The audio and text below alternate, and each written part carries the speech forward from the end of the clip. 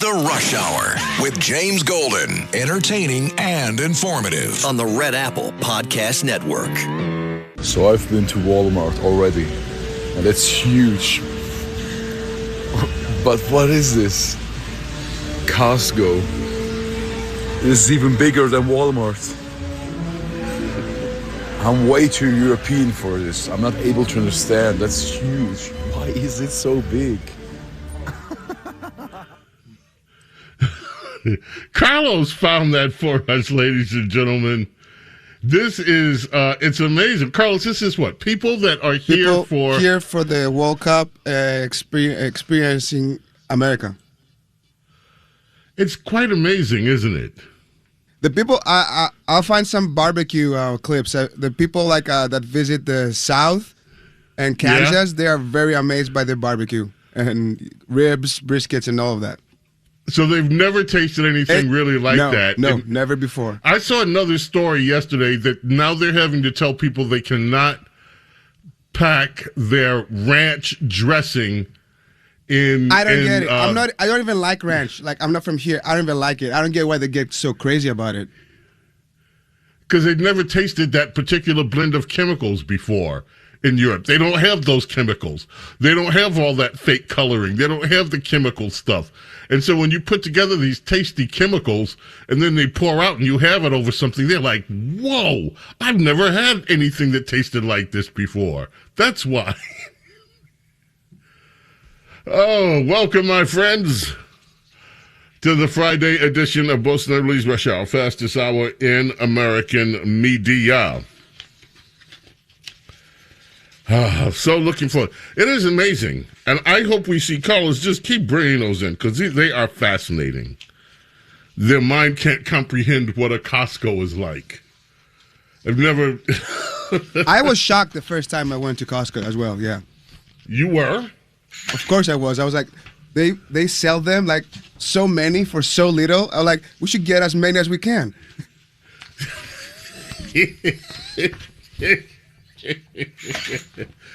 Have you all right, so there was more stuff that happened yesterday. Give me a second, folks. I have to pray that I don't say anything wrong and bad today. Because there's so much in the news.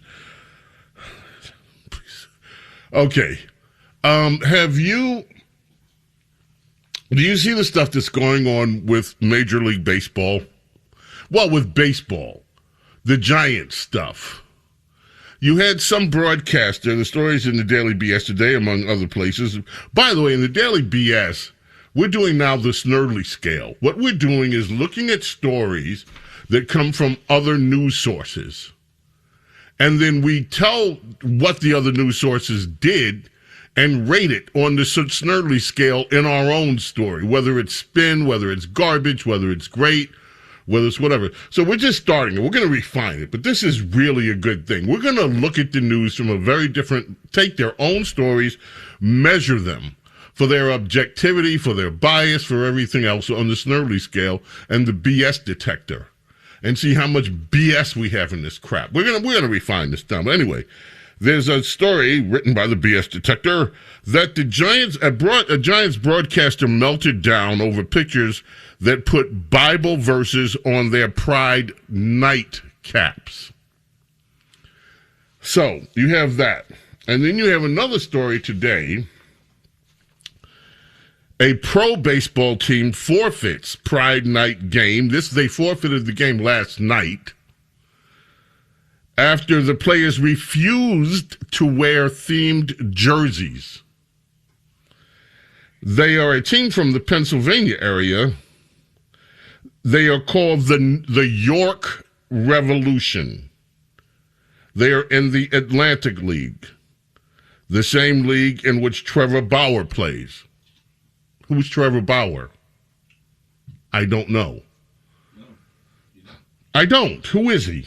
He's a former Dodgers pitcher who was... He's a former... People can't hear you. I have to be. He's a former Dodgers pitcher that what? Kicked out of MLB for domestic violence.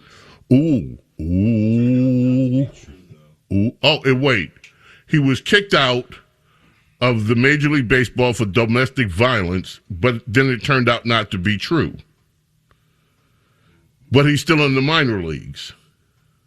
Played in Mexico a couple of years. Played in Mexico. They've shipped him down to Mexico and he's back. Anyway, that's who he is. So it's the same league. The York Revolution was not afraid, the team was not afraid, according to Fox, to throw its own players under the bus. They issued a scathing statement that they were deeply troubled and profoundly disappointed by the decisions of these few players. To be clear, this action by the players is completely inconsistent with our vision as the most welcoming place in York, the team said. The jerseys had rainbow sleeves, and it was Pride Night. And so the team is mad because some people on the team objected to wearing the rainbow jerseys. It's funny how pro-choice isn't always accepted. You know, pro-choice, we're told that we should be pro-choice, that people should have a choice. But when people exercise their choice, then apparently other people get mad. Now, look, I don't know. I do know. If somebody told me I had to wear something and I had a religious or a spiritual objection to it, whether other people think it's right or whether it's wrong, I mean, what are you supposed to do? You're supposed to abandon your principles and just say, okay? Have you noticed, by the way, that this whole Pride Month thing is starting to, like, some corporations are not making a big deal out of it like they used to. I think it's starting to lose impact, is what I'm saying. And I can certainly understand some ball players that don't want to get involved in these political, and that's what it is, these political ideological battles on the baseball field. Leave the culture war out of it. Let us just play ball. I get that. Okay, we got a lot of mess concerning the critics of the Iranian deal. I'm hoping that Princess Diana and I can talk about that tomorrow. I can get a take from her. I don't know whether she wants to talk about it, frankly. There's also fun stuff on the Newsoms, which we did talk about earlier this week, but let us look at one of the interesting, we have some interesting bites. How about the one from, I don't have my sheet in front of me, Carlos, but the one from CNN, Anderson, Cooper, Paul Begala, and Jennings. It might be 1, 2, 3, 4. Cut 4 on your, is that it? Yes. The third stage is distraction or diversion. And we haven't seen that yet, but you watch. That's going to come soon. I don't know who he's going to invade next or what horrible thing he's going to say about the Obamas. Goldman was saying that the Iran thing was a diversion from the Epstein thing. A lot of people believe that, but now he's going to have to divert from this failure. Scott, when the president calls this unconditional surrender by Iran, do you think that's true? I'm sorry I missed Paul's happy hour tonight. It sounded like it was a doozy. Look, here's the reality. The president has Kentucky bourbon, brother. That's what you would need. Look, here's what he's done. He's ended a conflict on terms that, frankly, I think politically the American people are going to agree with. Iran has agreed they will not pursue or have nuclear weapons. They have to be held to that. These people have to be held accountable, and no one should trust them any farther than they can throw them. But that's what they've agreed to. The Strait of Hormuz is going to open. The oil is going to flow, and that's going to bring down energy prices. That, as Paul and I have argued on this network many times, the war was, somewhat unpopular in the polling. Ending the war, therefore, is probably going to be popular, particularly if gas prices go down and the Iranians are held to account when it comes to nuclear weapons. So I think the president here, he destroyed their military. Their Navy is at the bottom of the ocean. They have no Air Force to speak of. And, they've agreed on paper, at least, to give up any ambitions for nuclear weapons. I think the president's right to call it a win. Yes, and whether right or not, he's calling it a win. And you have some senators itching and moaning now about it. We started talking about that yesterday. We played yesterday Vice President J.D. Vance going off on members of the Israeli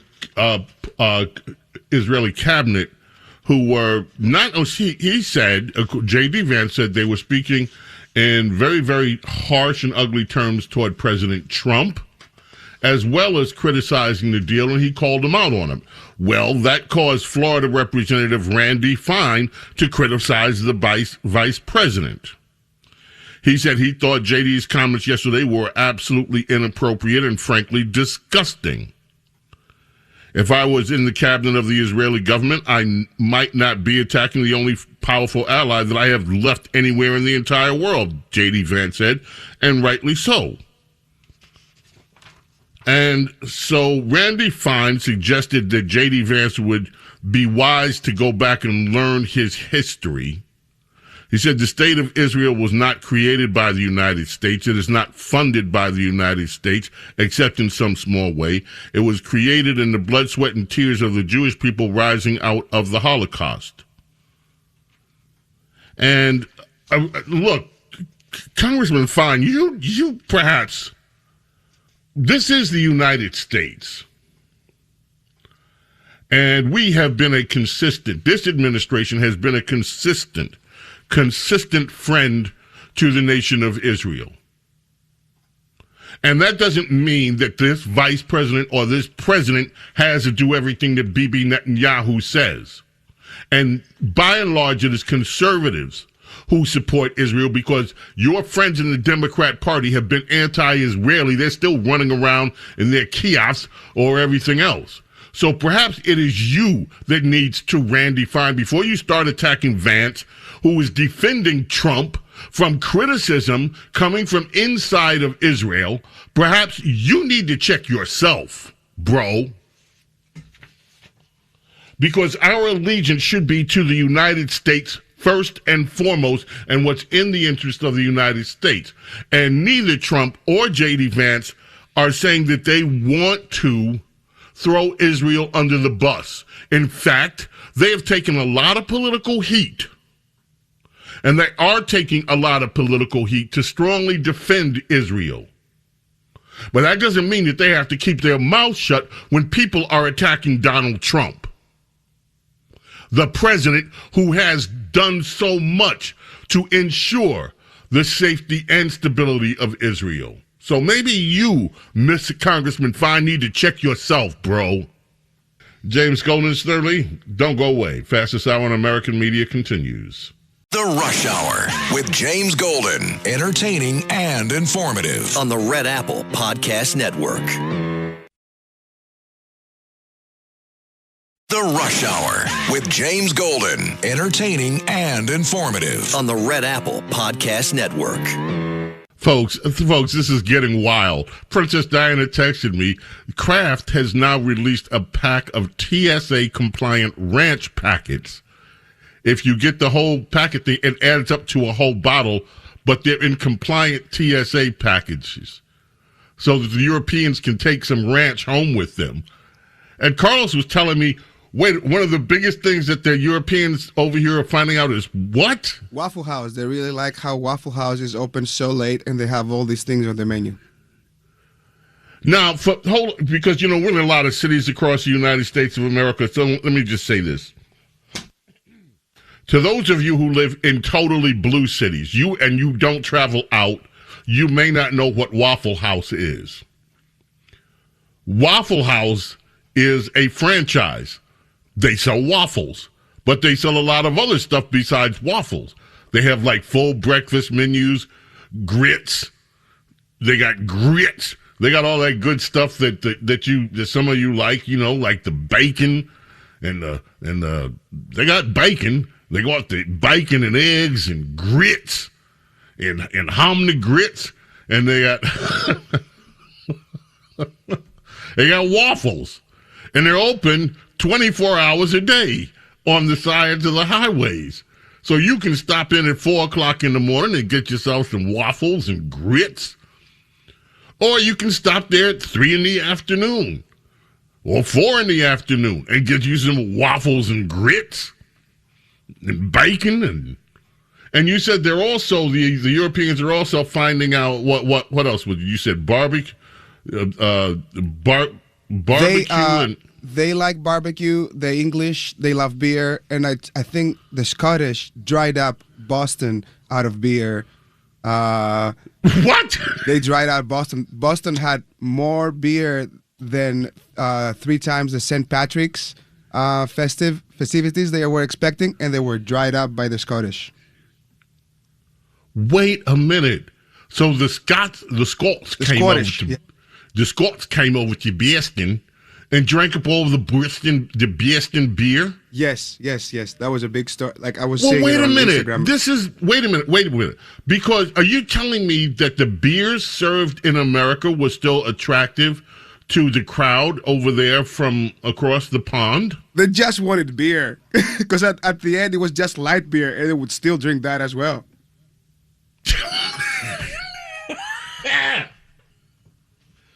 America the Beautiful. This is amazing. I'd be upset if it were out of beer like during the World Cup. That is amazing. This World Cup thing is pretty good. Folks, don't go away. We're coming back. We've got a lot more to go. The Rush Hour with James Golden. Entertaining and informative. On the Red Apple Podcast Network. The Rush Hour with James Golden. Entertaining and informative. On the Red Apple Podcast Network. Also, a birthday today for your forever girl. The one that's forever your girl. Paula Abdul, born on this day in 1963. Opposites Attract, of course, her big one. Back in the day, the album Forever Your Girl became #1, stayed #1 for 10 weeks. Happy birthday to the wonderful, beautiful choreographer, singer, dancer, performer, amazing Paula Abdul. Man, this conversation is taking me in different places than I expected today. Okay. Some of the things that people are finding out. Lady Benedict mentioned Buc-ee's. Now, for those of you, again, in blue cities, and you don't travel out from your liberal blue cities, you might be just as stunned as many of the people coming into America from other places if you have never been to a Buc-ee's. Buc-ee's, even Americans, Buc-ee's, listen to this. There's Princess Diana just sent me an article. World Cup fans in the United States are sightseeing at Buc-ee's, at Bass Pro Shops, at other places that, a Bass Pro Shop. At Buc-ee's. Buc-ee's is unbelievable. I'll just leave it there. If you haven't been to a Buc-ee's, and do you know what? Buc-ee's is hiring. When they hire people, you talk about jobs. They were advertising. I stopped at a Buc-ee's on a trip, and they were looking for help. And they were advertising their managers are paid 6 figures. Some of their managers to manage a Buc-ee location are making over 150 G's a year. 200 G's a year in some cases. To manage a Buc-ee's. And the workers are getting paid well too.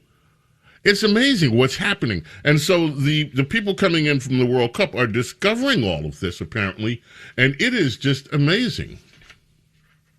Carlos is going to have more for us on the thing that he discovered. Meanwhile, let me get back to the Obama thing from yesterday. One of the best diss that I have heard of PMS Now, PMS NBC, formerly PMS NBC, came very quickly. The Hollywood actor, bigwig, Tom Hanks, was walking past, and Tom Hanks said this to a reporter that was shoving a microphone up in his face. Their family for so long. Storytelling with you. Yeah, thank you. Thank you. Come on. Doris Kearns Goodwins is here. It's great to see you. What can I do for the 800 people Jacob watching Soboroff. MS Now? We're live on MS Now. All right, add a zero to it if you need to. I would say millions now that you're on our air. All right. How'd you feel to be here today? Tom Hanks, what can I do for the 800 people watching MS Now right now? What a diss. Hysterical. More on that. One of the things that President Obama said was praising those people in Minnesota who were out trying to hinder ICE operations. Cut 7. This was from the Obama speech yesterday. Businesses that are finding new ways to make housing affordable. And those ordinary people in the Twin Cities who brave frigid temperatures, risk their own safety, standing shoulder to shoulder to look out for their neighbors and sometimes look out for strangers because they knew that was the right thing to do. I've seen it.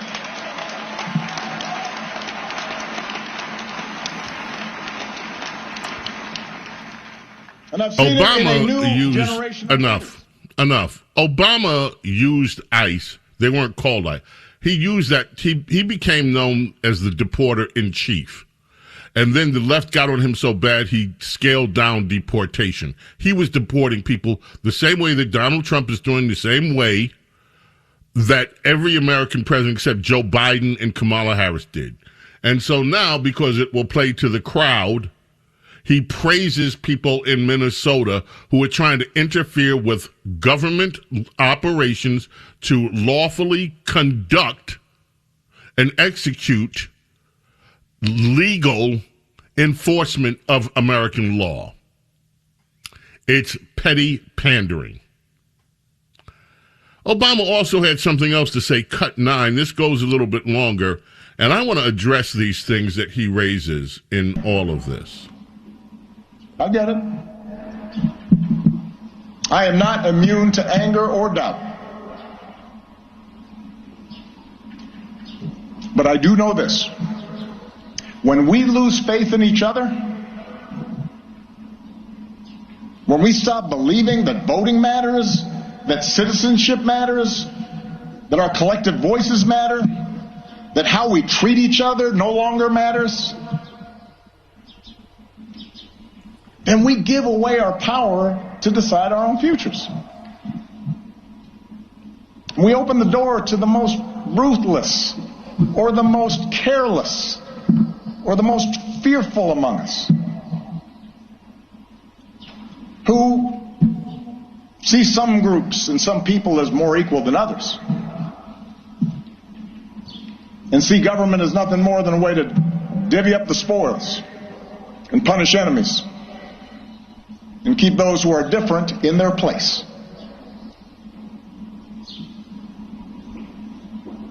I do not believe that is the story of America that prevails in the end. I just want to I don't believe it. This, because these things sound wonderful when he says it. It sounds as if he's on the side of the righteous. When we stop believing that voting matters, it is the conservatives and the Republicans in this country who right now believe that voting matters, and they want to secure the vote by making sure that people's votes aren't being suppressed by any number of ways of cheating that vote, whether it be through illegal ballot harvesting, whether it be through all kind of schemes to deny elections that are clear-cut, like these jungle primaries and jungle elections that are taking place in California.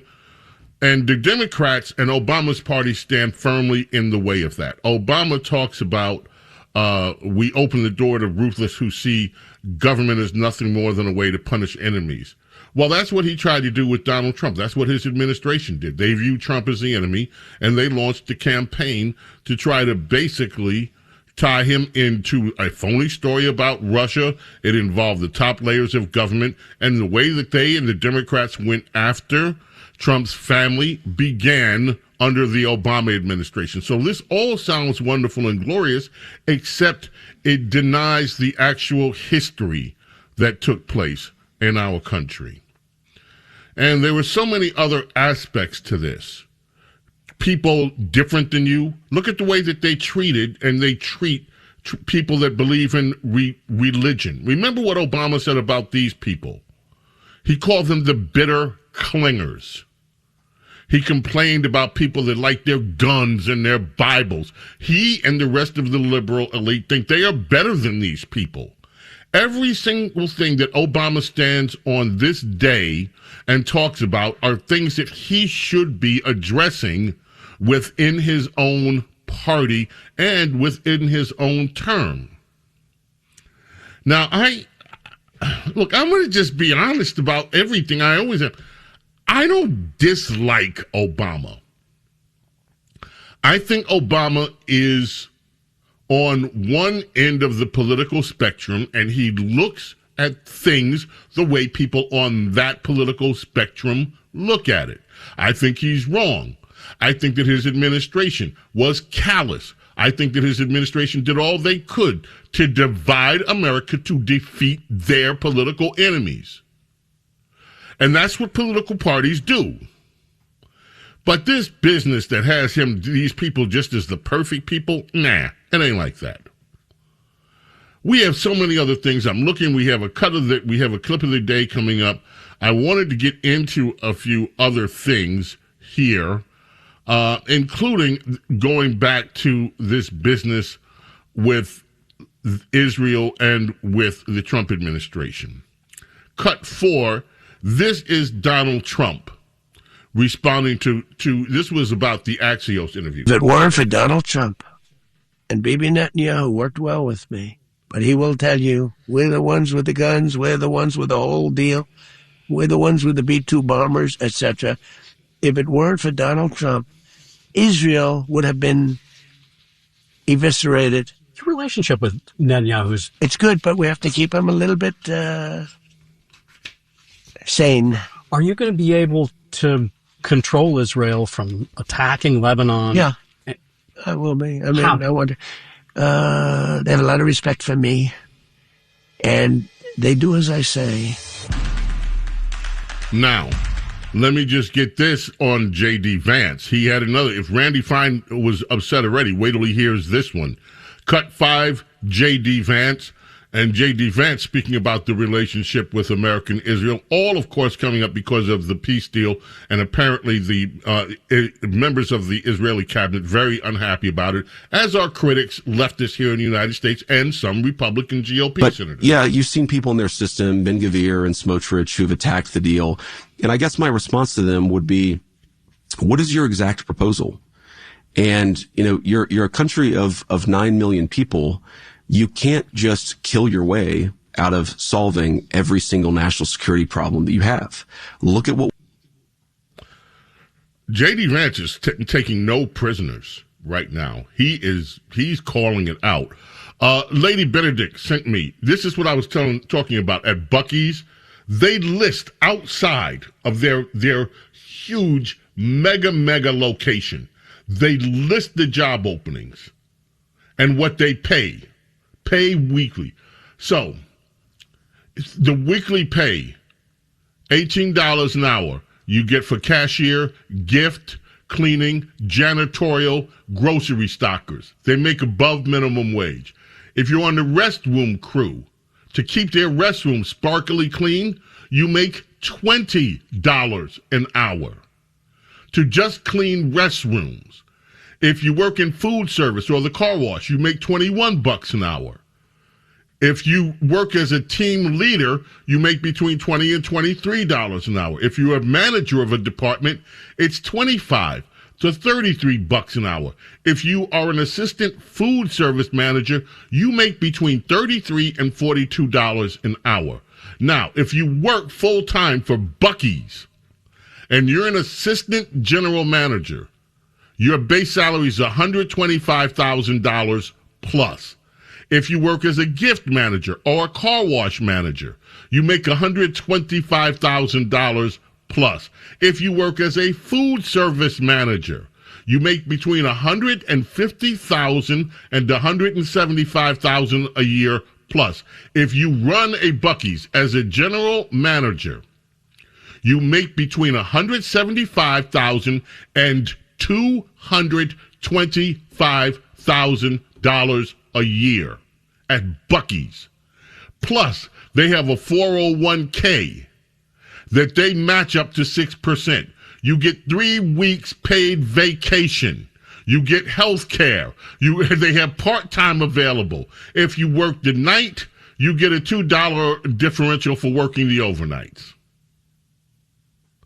And this place is growing like crazy. It's amazing. Okay, we got to take a quick break. When we get back, we got the clip of the day. Thank you, Lady Bennett. It's amazing what's happening. And by the way, this is what foreigners coming here, what for the World Cup, are discovering about America. James Golden, Snerdley. It is the Friday edition of Bo Snerdley's Rush Hour, fastest hour in American media, celebrating this happy Juneteenth. We're getting a little Juneteenth-y. Yeah, it's Juneteenth today. So we're going to do our Juneteenth-y thing here right now. Happy Juneteenth to all of you. The Rush Hour with James Golden, entertaining and informative. On the Red Apple Podcast Network. The Rush Hour with James Golden, entertaining and informative. On the Red Apple Podcast Network. The clip of the day.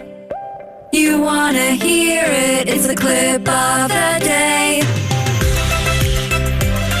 Ladies and gentlemen, the clip of the day comes from former president of these United States, Barack Hussein Obama.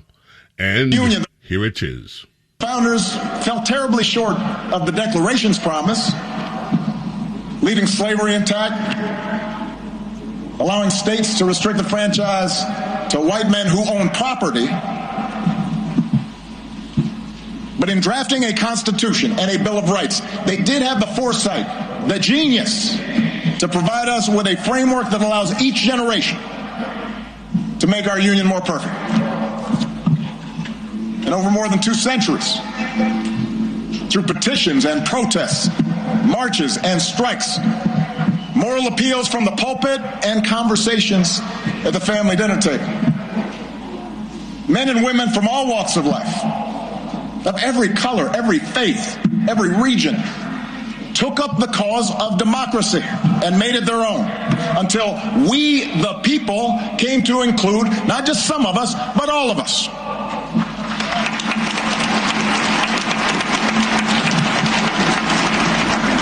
There was some criticism in some newspapers of the opening part of that when he talked about, when Obama talked about the lacking, the what the founders left on the table, how they fell terribly short.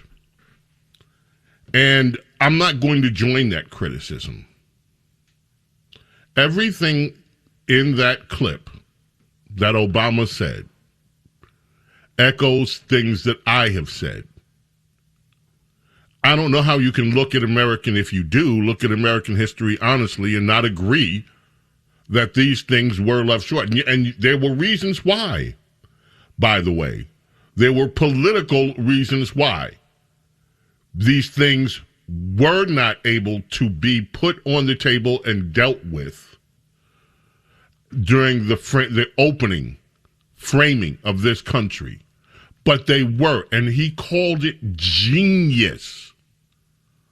And the genius of it was, and I agree with that assessment, the genius of it was creating a system that would allow the righteous, moral behaviors to occur after the foundation of the country was established.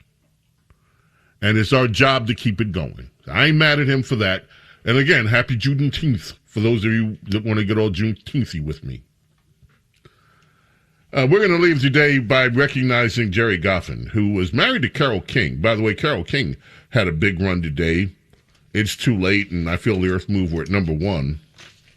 They were married for a while. He wrote dozens of hits. The Locomotion, Will You Love Me Tomorrow? But he also wrote this.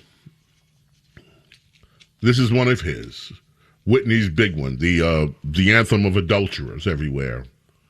He also wrote Aretha's You Make Me Feel Like a Natural Woman. Co-wrote that with Carol. So we leave you today with that. May God bless each and every single one of you. Your families and your loved ones. Love and gratitude, my friends, for your being here with me always and allowing me to be with you. God willing, we're back early in the morning. Princess Di, we're expecting to be with us. Your telephone calls and more as the Saturday morning extravaganza gets underway.